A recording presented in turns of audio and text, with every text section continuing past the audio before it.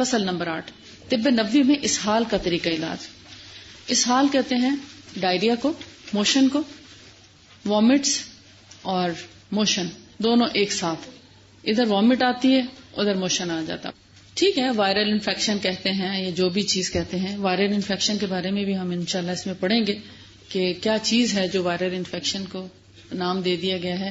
جو چیز نظر نہیں آتی اس کو ہمیشہ وائرل انفیکشن کہہ دیا جاتا ہے، اور اس میں اکثر شیطانی اثرات ہوتے ہیں۔ تو انشاءاللہ ہم آگے پڑھیں گے، پھر آپ کو اچھی طرح سے سمجھ آ جائے گا۔ صحیحین میں ابو متوکل کی حدیث ابو سعید خدری سے مروی ہے کہ ایک شخص رسول اللہ صلی اللہ علیہ وآلہ وسلم کی خدمت میں حاضر ہوا اور عرض کیا کہ اے اللہ کے رسول، میرے بھائی کے پیٹ میں تکلیف ہے۔ ایک روایت میں ہے کہ اس کو دست ہو رہے ہیں، یعنی موشن ہو رہے ہیں۔ تو آپ صلی اللہ علیہ وآلہ وسلم نے فرمایا اسقہ عسلا، کہ اس کو شہد پلاؤ۔ وہ گیا اور واپس آ کر اس نے عرض کیا کہ اے اللہ کے رسول، میں نے اسے شہد پلایا مگر کوئی فائدہ نہیں ہوا۔ اور ایک اور جگہ پہ روایت ہے کہ میں نے اس کو شہد پلایا مگر پلانے سے دستوں میں کمی نہیں ہوئی، زیادتی ہی ہوئی ہے۔ یہ بات 2 یا 3 مرتبہ کے تکرار سے پیش آتی رہی، یعنی وہ آتا رسول اللہ کے پاس، شکایت کرتا کہ اس کو آرام نہیں آیا، تو آپ کہتے جاؤ شہد پلاؤ۔ وہ گھر جاتا، اس کو شہد پلاتا، موشن کم نہ ہوتے، پھر واپس آتا، نبی صلی اللہ علیہ وآلہ وسلم سے شکایت کرتا کہ یا رسول اللہ اس کے موشن کم نہیں ہوئے، شاید میں نے پلایا ہے مگر کم نہیں ہوئے۔ جب چوتھی بار یہ نوبت پیش آئی تو آپ نے فرمایا اللہ کا کہنا سچ ہے، تمہارے بھائی کا پیٹ جھوٹا ہے۔ وجہ کیا تھی؟ اب دیکھیں، موشن یا ڈائریا، اس کو سمجھنے کی ضرورت ہے۔ ہم بڑے کنفیوز ہوتے ہیں ایسی حدیث پڑھ کے جب ہمیں پوری بات کی سمجھ نہیں ہوتی۔ موشن یا ڈائریا کی کازز ڈفرینٹ ہیں، اگرچہ ہوتا کیا ہے، آخر کار وائرل انفیکشن کیا جاتا ہے ڈائگنوز، یا آنتوں کی ٹی بی ہو سکتی ہے، یا ٹائیفائڈ بخار میں کبھی سٹمک سیٹ نہیں ہوتا، ٹائیفائڈ بخار کے ساتھ یا قبض ہوگی یا موشن ہوں گے۔ یہ ایک بہت بڑی علامت ہے ٹائیفائڈ بخار کی۔ پیٹ کبھی صحیح نہیں رہتا، یا قبض کی طرف مائل ہو جاتا ہے، سٹول بالکل سٹرک ہو جاتا ہے، اور یا پھر اتنے موشن آتے ہیں کہ پانی کی طرح پیٹ چلتا رہتا ہے۔ اب اگر اس کو ٹائیفائڈ تھا تو وہ صرف شہد سے کیسے ٹھیک ہوتا ایک دن میں؟ سوچنے کی بات ہے نا، کہ اگر ہو سکتا ہے کہ اس کے بھائی کو ٹائیفائڈ ہو اور وہ چاہتا ہو کہ بس آج ہی آج میں میرا بھائی ٹھیک ہو جائے، تو آپ صلی اللہ علیہ وآلہ وسلم نے ایسا کیوں فرمایا کہ اس کو صرف ڈائریا نہیں ہے، اس کی بیماری کی وجہ کچھ اور ہے۔ بھائی کا پیٹ جھوٹا کیوں فرمایا؟ کہ ہو سکتا ہے اس کو صرف ڈائریا نہ ہو، اس کو بیماری کچھ اور ہو، اور تم اس کو بیماری، دستوں کی بیماری سمجھ کے علاج کر رہے ہو، تو اس کے لیے پھر صرف شہد تو کافی نہیں ہے۔ شہد تو اللہ تعالیٰ نے ہماری شفا کے لیے ہی بنایا ہے، انسانوں کی شفا کے لیے، اور جو لوگ دین کا کام کرنے والے ہیں، شہد ان کے لیے بہت بڑا سہارا اور بہت بڑی بیساکھی ہے، کیونکہ شہد بہت زیادہ انرجی دینے والی چیز ہے۔ شہد آپ کو باہمت رکھنے والی چیز ہے، آپ کے جسم کو طاقت پہنچانے والی چیز ہے، ملٹی وٹامن ہے، سورس ہے ملٹی وٹامن کا، نیچرل سورس، اور نیچرل اینٹی بایوٹک ہے۔ آج کی لیٹسٹ ریسرچ یہ ہے کہ شہد اینٹی بیکٹیریل میڈیسن ہے، اللہ کی بنائی ہوئی، جس کے کوئی سائیڈ ایفیکٹس نہیں ہیں۔ انسانوں کی بنائی ہوئی اینٹی بایوٹک کے بہت سے سائیڈ ایفیکٹس ہیں، جبکہ اس کے کوئی سائیڈ ایفیکٹ نہیں ہے۔ بیکٹیریا کو دنیا کی تمام اینٹی بایوٹک سے زیادہ اچھا کل کرتا ہے، کسی بھی وائرس یا بیکٹیریا کو سب دواؤں سے بڑھ کر زیادہ اچھا کل کرتا ہے۔ اگر آپ شہد کے بارے میں جب بیان پڑھیں گے آپ حیران ہو جائیں گے۔ اسی کے اندر ہے کہ اگر شہد کے اندر 6 مہینے تک کھیرا رکھ دیا جائے، کھیرا آپ دیکھتے ہیں ایک دن میں سکڑنے لگتا ہے، آپ فریش لے کر آئیں، فریج میں نہ رکھیں، باہر رکھ دیں تو دوسرے دن وہ ڈھیلا ہو جاتا ہے، مرجھایا ہوا ہوتا ہے۔ لیکن شہد کے اندر اگر اتنا شہد ہے کہ اس میں کھیرا ڈپ کر دیا جائے، صرف ایکسپیرینس کے لیے، اس لیے نہیں کہ آپ کھیرے جا کے رکھ دیں شہد میں، سمجھنے کے لیے بتا رہی ہوں، کیونکہ اس سے پہلے کلاس کو میں نے بتایا تو کہنے لگی تو پھر وہ کتنا شہد ہونا چاہیے اگر کھیرا ہم اس میں ڈپ کریں۔ یعنی اصل بات یہ ہے کہ کھیرے کے اندر سب سے زیادہ کیا چیز ہے؟ پانی ہے نا۔ اب پانی والی سبزی ہے، اس کو اگر آپ شہد میں رکھتے 6 مہینے تک اس کو آنچ نہیں آتی، وہ ڈھیلا بھی نہیں ہوتا، 6 ماہ تک بغیر فریج کے۔ کتنا اچھا محافظ ہے، اور اس کے اندر کسی جراثیم کو پنپنے کا موقع نہیں ملتا، چاہے وہ جوں ہو، چاہے وہ جراثیم ہو، چاہے بیکٹیریاز ہوں، وائرس ہو، پیراسائٹس ہوں، کچھ بھی ہو، شہد کے اندر ہر چیز کل ہو جاتی ہے۔ انسان کے اگینسٹ جتنی چیزیں ہیں ان سب کو شہد مار دیتا ہے، لیکن انسان کی بہت اچھی رکھوالی کرتا ہے، انسان کو آنچ نہیں آنے دیتا، انسان کے بہت اچھی پروٹیکشن کرتا ہے. گلا خراب ہے، نزلہ کھانسی ہے، پیٹ خراب ہے، کوئی بھی بیکٹیریا وائرس باڈی کے اندر یا اوپر اسکن پہ بھی کوئی الرجی ہو گئی ہے تو آپ شہد کا استعمال لگا کے بھی کریں، کھلا کے بھی کریں. آپ دیکھیں گے سب سے زیادہ اچھا کام کرتا ہے کہ اس کے اندر کسی قسم کا کوئی سائیڈ افیکٹ نہیں. کچھ لوگوں کو شہد کھانے سے سینے میں جلن ہوتی ہے، اس جلن کا علاج کیا ہے کہ صرف وہ لوگ جن کو شہد کھانے سے معدے میں جلن ہو وہ 1 چمچ سرکہ اور 1 چمچ شہد 1 گلاس پانی کے اندر ملا کے پئیں، ٹھیک ہے. لیکن جن لوگوں کو جلن نہیں ہوتی وہ ڈائریکٹ شہد کھا سکتے ہیں اور اس سے بھرپور فائدہ اٹھا سکتے ہیں. سرکہ وہ ہوگا جو پھلوں کا سرکہ ہے. جو وائٹ ونیگر آپ یوز کرتے ہیں وہ دراصل باتھ روم صاف کرنے کی دوائی ہے، وہ کھانے کی چیز نہیں ہے، وہ ایسڈ ہے، زہر ہے وہ، جس کو ہم اپنے ہر چائنیز فوڈ میں استعمال کر رہے ہیں. وائٹ ونیگر ہر جگہ آپ سنتھیٹک وائٹ ونیگر استعمال کر رہے ہیں. باتھ روم کے داغ کسی چیز سے اگر صاف نہ ہو تو اس وائٹ ونیگر سے صاف ہو جاتے ہیں، اور اگر کچن کے اندر کی چکنائی کسی چیز سے صاف نہ ہو تو اس وائٹ ونیگر سے صاف ہو جاتی ہے. آج سے گھر جا کر وائٹ ونیگر واش روم میں رکھ دیں، اور کھانے کے لیے جو سرکہ استعمال کریں وہ پھلوں کا سرکہ استعمال کریں جو نبی صلی اللہ علیہ وآلہ وسلم کیا کرتے تھے. اور ہمارے ملک میں بہت اچھا دنیا کا بہترین سرکہ بن رہا ہے. کوئٹہ میں ایک بہت بڑی کمپنی ہے، اس کو دتوز ونیگر کہتے ہیں. اللہ دیتا جیسے نام ہوتا ہے نا، تو اسی کے نام سے دتوز ونیگر کے نام سے وہ دتو کے سرکے آتے ہیں. ہمارے یہاں اویلیبل ہیں، اسلام آباد، پنڈی، ہر جگہ، پاکستان کے اندر ہر جگہ موجود ہیں. وہ اس طریقے سے بنایا جا رہا ہے سرکہ جو صدیوں سے چلا آ رہا ہے. سرکہ بنانے کا طریقہ دیسی طریقے سے بنائے جاتے ہیں. باقی جتنے سرکے ہیں وہ ہو سکتا ہے مشینی یا کچھ تھوڑا بہت سنتھیٹک بھی ہوں، مگر یہ نیچرل سرکے ابھی تک ہمیں اللہ کی رحمت ہے کہ اویلیبل ہیں. یہ بہت بڑی بڑی بھٹیوں میں تیار کیے جاتے ہیں. آپ دیکھیں گوشت کتنی جلدی خراب ہو جاتا ہے. آپ 2 دن گوشت کو کچا گوشت باہر نہیں رکھ سکتے، لیکن اگر آپ شہد میں ایک بوٹی ڈپ کر کے ایکسپیرینس کرنا چاہیں، اگر ایک بوٹی اگر آپ رکھ کے دیکھیں تو 3 مہینے تک وہ بوٹی اسی طرح فریش رہے گی بغیر فریش کے. تو اس کا کیا مطلب ہے کہ ایک تو پروٹیکٹ کرتا ہے ہمیں، اور دوسری طرف تمام بیکٹیریاز کو کل کرتا ہے. جتنے انسان کے مخالف چیزیں ہیں، ہارمفل چیزیں ہیں، ان سب کو مٹاتا ہے، ختم کرتا ہے، اور انسان کی بہت اچھی پروٹیکشن کرتا ہے. ہو سکتا ہے اب آپ کو شہد کے مزاج کی سمجھ آ گئی ہو. شہد آپ ایکنی پہ، پھوڑے پھنسیوں پہ، بوائلز پہ، الرجی پہ، ایکزیما پہ، کسی بھی چیز پہ مختلف انداز میں مختلف چیزوں کے ساتھ ملا کے بہت اچھا اس سے علاج کر سکتے ہیں. گلے کی خرابی میں، نزلے میں، کنجیشن میں، سائنس میں، سور تھروٹ میں اس سے بہت ہیلپ لے سکتے ہیں. اس میں اگر آپ غور سے پڑھیں اس کو تو یہ نہیں بتایا کہ اس کو پانی میں ملا کر شہد دو، اس کو شہد پلاؤ. شہد ہے لیکوڈ، خود لیکوڈ ہے، اس لیے اس کو پینے کی بات کی جاتی ہے. اور گھونٹ کیا ہوتا ہے؟ یعنی کم از کم 1 ٹیبل سپون شہد. کھانے کی چیز تو نہیں ہے نا، ہے تو پینے کی چیز، تو اس لیے پیا جائے گا. اس کا مطلب یہ نہیں کہ ضرور پانی میں ملا کر پئیں. دیکھیں اس کو پلانے یا پینے کے بھی مختلف انداز ہیں. گرم پانی میں اگر آپ ملا کر پئیں گے تو قبض کو توڑتا ہے. اگر آپ اس کو ٹھنڈے پانی میں ملا کر پئیں تو آپ کے ہائی بلڈ پریشر اور بلڈ سرکولیشن اور ان کو بڑا سیٹ کرتا ہے. شوگر لیول کو انکریز کرتا ہے، اگر شوگر لیول ڈاؤن ہو جائے اس کو بڑھاتا ہے. اس کے علاوہ ڈائریکٹ کھائیں گے تو آپ کے سور تھروٹ، سائنوسائٹس اور گلے کی جتنی تکالیف ہیں، ٹانسلائٹس وغیرہ کو ٹھیک کرنے میں ہیلپ کرے گا. اور اس کے علاوہ آنتوں میں اگر کیڑے ہیں تو ان کو کل کرنے کے لیے بھی ڈائریکٹ ہنی کھایا جائے گا. سردی سے بچاؤ کے لیے، کنجیشن کے لیے بھی شہد کا کھانا ہی زیادہ مفید ہے. کھانے سے مراد یہ کہ اس کا ڈائریکٹ گھونٹ پینا. البتہ جن کو تھوڑا تلخی ہوتی ہے شہد سے، اگر ہلکی پھلکی تلخی ہے تو وہ ضرور پانی میں ملا کر پئیں، نارمل پانی میں، روم ٹیمپریچر میں. اور اگر زیادہ ہی جلن ہوتی ہے تو پھر اسی پانی میں 1 چمچ سرکہ ملا کر پئیں. تو یہ مختلف مزاجوں کے لیے میں نے آپ کو ساری چیز بتا دی کہ گرمی کے مزاج والے لوگ پھلوں کے سرکے کے ساتھ پانی میں ڈال کر پئیں. جن کے مزاج میں ٹھنڈک ہے وہ ڈائریکٹ شہد کھا سکتے ہیں، اور اگر گرمی کا موسم ہو تو پانی میں ملا کر پی لیں، سردی کا موسم ہو تو ڈائریکٹ شہد کھائیں. چونٹیاں نہیں ہوتی شہد میں، وہ تو ہماری غفلت سے آتی ہیں نا.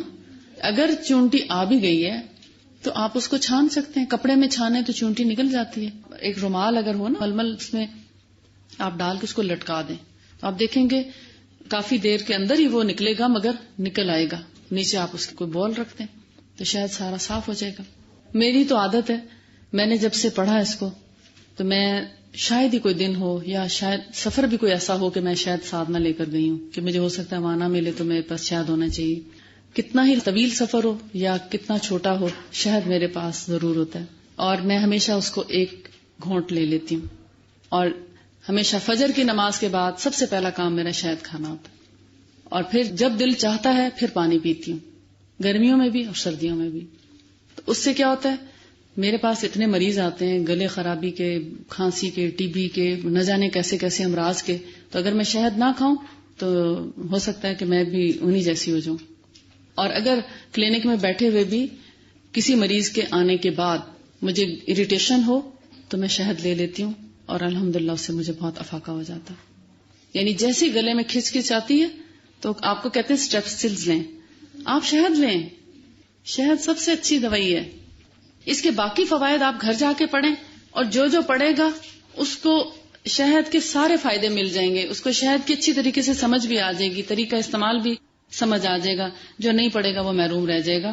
شہد کی جو ایک افادیت ہے مجموعی، وہ میں نے آپ کے سامنے رکھ دی ہے. اور شہد سب سے بہترین حفظان صحت کی چیز ہے، یعنی آپ کی صحت کی حفاظت کرنے والی چیز ہے. اس سے زیادہ دنیا میں کوئی اور چیز اچھی نہیں ہے جو میٹھی بھی ہو، مزے کی بھی ہو اور آپ کی صحت کی حفاظت کرنے والی بھی ہو. ورنہ کلونجی بھی بہت اچھی صحت کی حفاظت کرتی ہے، اور کلونجی کا تیل جو ہے وہ بھی بہت اچھا حفاظت کرتا ہے، مگر کڑوا بھی بہت ہے، ذائقے میں اتنا اچھا نہیں ہے جیسا کہ شہد ہے. علیکم بالشفاءین الاصل والقرآن، تم دو شافی دواؤں سے شفا حاصل کرو، شہد اور قرآن سے. تو قرآن بھی شفا کی چیز ہے اور شہد بھی. فصل نمبر 10 جو ہے اس میں طاعون کا علاج بتایا گیا ہے. طاعون آپ سمجھتے کیا ہے؟ پلیگ، جو چوہوں سے بیماری پھیلتی ہے. اس کے جراثیم چوہوں سے آتے ہیں، اور اگر ایک شخص اس میں مبتلا ہو جائے تو پوری کی پوری آبادی کو اپنی لپیٹ میں لے لیتا ہے. وبائی مرض ہے.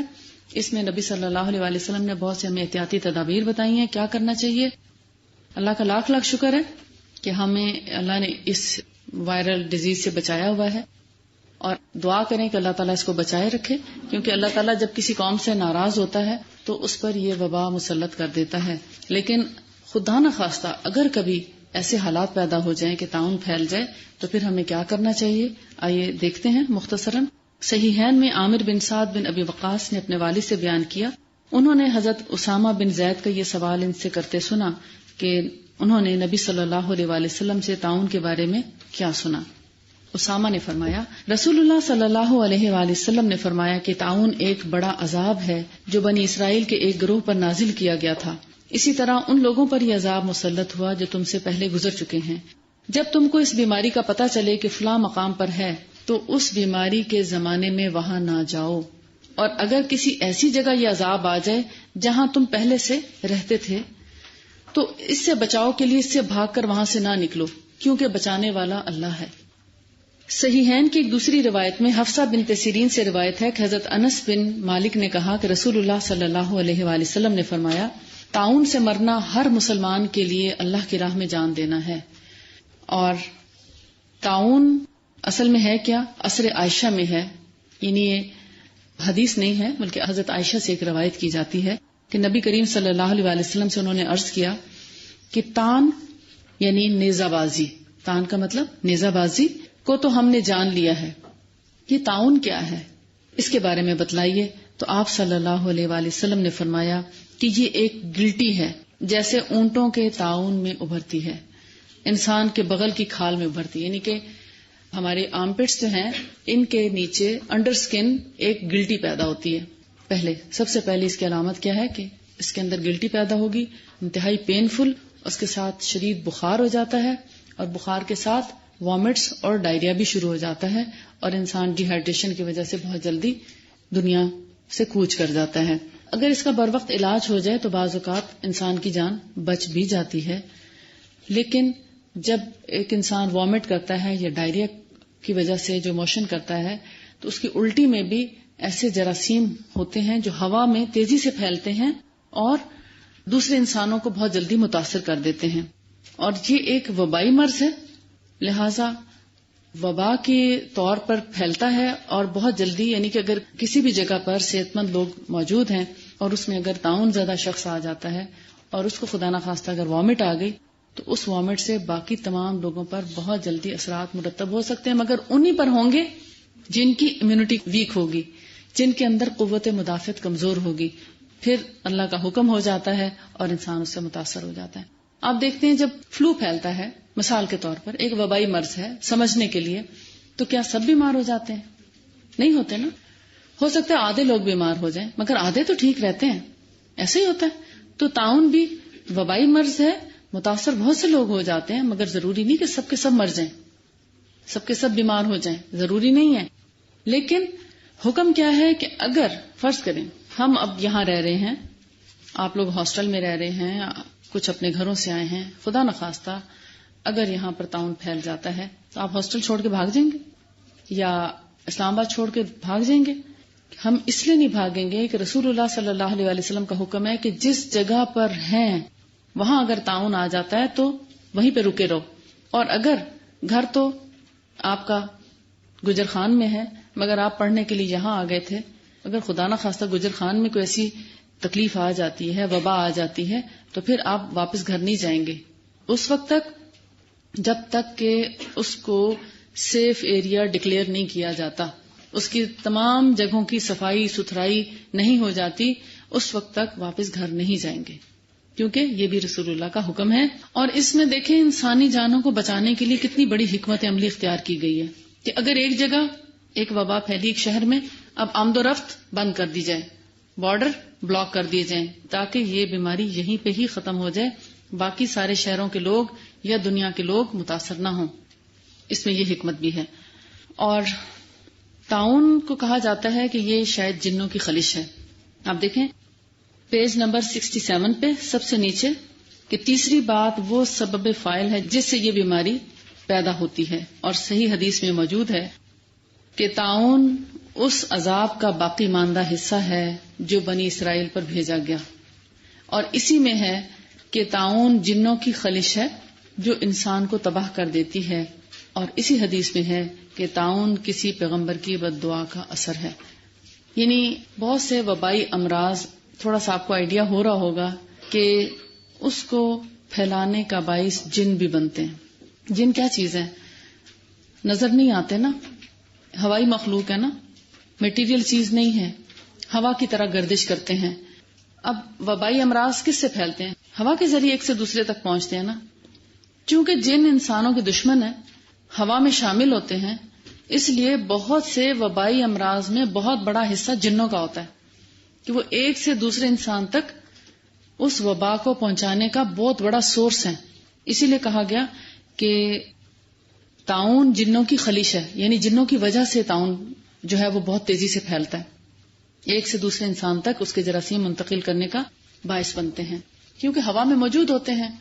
اب ہوا جس رخ کی چلتی ہے جراثیم یا بیماری اسی رخ پہ چل پڑتی ہے، تو لہٰذا آگے بھی آپ مزید پڑھیں گے تو آپ کو اندازہ ہوئے گا کہ وبائی امراض کس طریقے سے جنوں سے پھیلتے ہیں، یا جنوں سے کیسی کیسی بیماریاں اور کیسی کیسے مسائل جو ہیں وہ فیس کرتے ہیں۔ نظر بد انسانی بھی ہوتی ہے، نظر بد شیطانی بھی ہوتی ہے، جنوں کی بھی نظر لگتی ہے انسانوں کو۔ فصل نمبر 11 میں وبا سے متاثرہ علاقوں میں آمد و رفت کے بارے میں نبی صلی اللہ علیہ وآلہ وسلم کا طریقہ، یہ آپ اس کی روح سمجھ گئے ہیں کہ جس علاقے میں بیماری ہے آپ وہاں پر موجود ہیں تو وہاں سے باہر نہیں نکلیں گے، اور اگر ہم باہر ہیں اور بیماری گھر والے علاقے میں آ گئی ہے، سفر پہ کہیں گئے تھے باہر اور پتہ چلا کہ واپسی گھر میں طاعون پھیل گیا ہے، تو پھر اپنے گھر واپس اس وقت تک نہیں آئیں گے جب تک کہ اس کو سیف ایریا نہیں قرار دیا جاتا۔ ماخذ یہی ہے اس پورے لیسن کا، اور اسی فصل کے سب سے آخر میں جو حدیث ہے وہ بھی اسی کی تصدیق کرتی ہے کہ نبی صلی اللہ علیہ وآلہ وسلم سے کس نے سنا؟ عبد الرحمن بن عوف نے، کہتے ہیں کہ جب کسی علاقے میں طاعون پھیل رہا ہو اور تم وہاں موجود ہو تو وہاں سے بھاگ کر نہ نکلو، اور اگر سنو کہ وبا پھیلی ہوئی ہے اور تم اس کے علاوہ کسی اور مقام پر ہو تو پھر اس علاقے میں نہ جاؤ۔ فصل نمبر 12، استسقاء کے علاج میں نبی کریم صلی اللہ علیہ وآلہ وسلم کی ہدایات۔ استسقاء کس کو کہتے ہیں؟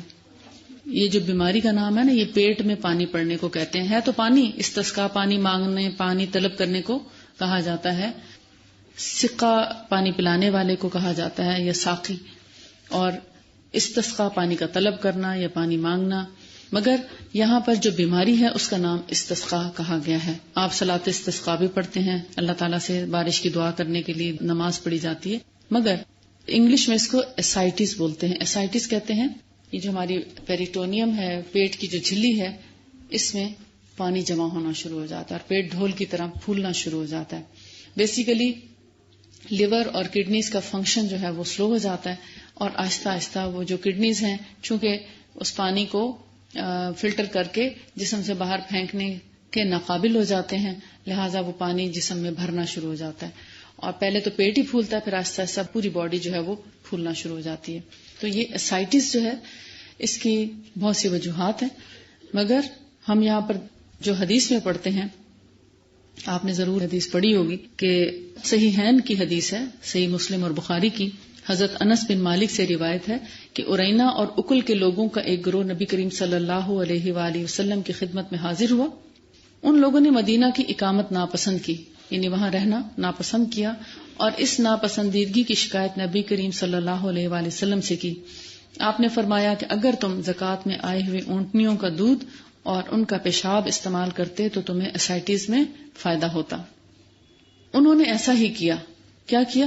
یعنی دودھ اور پیشاب کو ملا کر پیا۔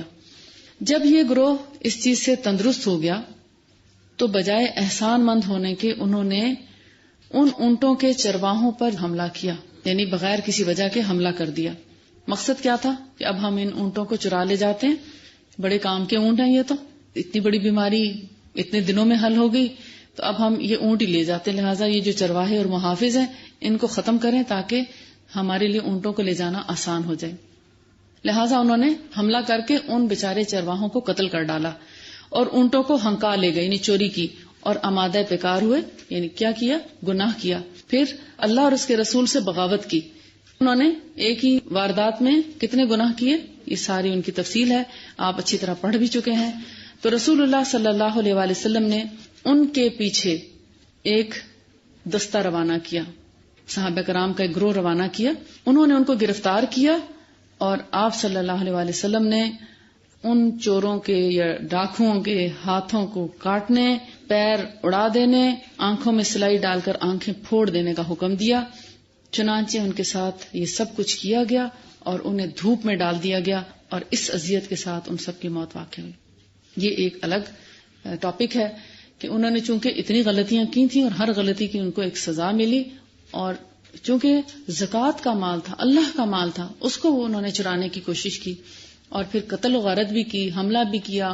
ان کے چونکہ چرواہوں کی آنکھوں میں انہوں نے سلائیاں ماری، لہٰذا اس کے بدلے ان کی آنکھوں میں بھی سلائیاں ماری گئی۔ بہرحال اصل جو اس میں سمجھنے کی بات ہے وہ یہ کہ اگر کسی مریض کو اسائٹس ہو جائے، پیٹ میں پانی پڑنا شروع ہو جائے، آپ کے اس کلاس کے اندر بھی یقیناً کچھ نہ کچھ لوگ ایسے ضرور ہوں گے جن کی فیملی میں کوئی نہ کوئی ایسا پرابلم ہوگا، جو ڈائلسس پہ ہوں گے لوگ، اور جن کے اسائٹس ہو چکی ہوگی، تو ان کو آپ یہ علاج بتا سکتے ہیں۔ میں نے جتنے مریضوں کو بتایا ان کو اللہ نے بہت شفا دی، اور بہت سے لوگ بالکل ٹھیک ہو گئے، اور جن لوگوں نے اس کے اندر پیشاب ملانا پسند نہیں کیا تو ان کو پوری شفا نہ ہو سکی، اور اس کے نتیجے میں ان کی پھر ڈیتھ بھی ہو گئی۔ لیکن جب ہم ایسی کوئی حدیث پڑھتے ہیں اور اس کے بارے میں اگر دل میں کراہت محسوس کرتے ہیں تو ہمیں اپنی اصلاح کرنی چاہیے اور اپنے ایمان کو تازہ کرنا چاہیے کہ ہمیں وہ رب اور اس کا رسول یہ حکم دے رہا ہے ہمارے فائدے کے لیے۔ آپ کو چونکہ ڈائریکٹ پتہ چل رہا ہے کہ ایک دودھ کے اندر پیشاب ڈال کے پینا یا پلانا ہے ایک بیماری کا علاج، لیکن آپ بہت سی دوائیاں ایسی کھاتے ہیں جن کے اندر سانپوں کے زہر موجود ہوتے ہیں، بہت سے ٹرنکلائزرز ایسے موجود ہیں، بہت سی دوائیں ایسی ہیں جن کے اندر سور کی چربی موجود ہے یا سور کے ہارمونز موجود ہیں، پگ کے، اور بہت سی ایسی دوائیں ہیں جن کے اندر بڑی ہی ناپاک چیزیں موجود ہیں، لیکن چونکہ آپ کو پتہ نہیں اس لیے آپ ان کو ایز اٹ از استعمال کرتے ہیں۔ اب یہ چونکہ آپ کو ڈائریکٹ پتہ چل رہا ہے اس لیے دل نہیں مان رہا. آپ نے یہ پڑھا ہوگا جتنے حلال جانور ہیں اللہ تعالیٰ نے ان کی ہر چیز حلال کی ہے. ایسے ہی ہے سوائے خون کے. پڑھا ہے نا آپ نے کہ ان کے ناخن، ان کے بال، ان کے جلد، ان کے پیشاب، ان کا پخانہ وہ سب پاک ہے. تو جب ایسا ہے تو پھر ہمیں اللہ اور اس کے رسول کے فرمان پر مطمئن ہونا چاہیے اور اس چیز کے استعمال کرنے میں کبھی کراہت نہیں آنی چاہیے. یہ ایمان کی کمزوری کی نشانی ہے. اب آپ اس لیسن کے اندر جتنے اونٹنی کے دودھ کے فائدے ہیں وہ آپ پڑھ کے آئیے اور پھر آپ بتائیے کہ آپ کو ان میں سے کس چیز نے یعنی اس بات پر آپ کے دل کو مائل کیا کہ ہاں جو اللہ کے رسول کا حکم ہے وہ ہم من و ان تسلیم کرنے کے لیے تیار ہیں. اور اللہ تعالیٰ آپ سب کو اس چیز کی توفیق عطا فرمائے کہ جو اللہ اور اس کا رسول ہمیں دیں اس کو بڑی خوشی سے قبول کر لیں، کیونکہ اس کے بغیر دنیا میں کوئی اس سے بہتر علاج نہیں ہے. اگرچہ علاج تو بہت سے ہیں مگر اس سے اچھا علاج نہیں ہے کہ فوری مریض کو افاقہ ہوتا ہے. اصل میں جو اونٹنی کا دودھ ہے اس میں یہ صلاحیت پائی جاتی ہے کہ وہ جسم کے اندر کی جتنی رکاوٹیں ہیں، جتنے گندے مادے اندر جسم میں موجود ہوتے ہیں ان سب کو بہت اچھی طریقے سے خارج کرتا ہے.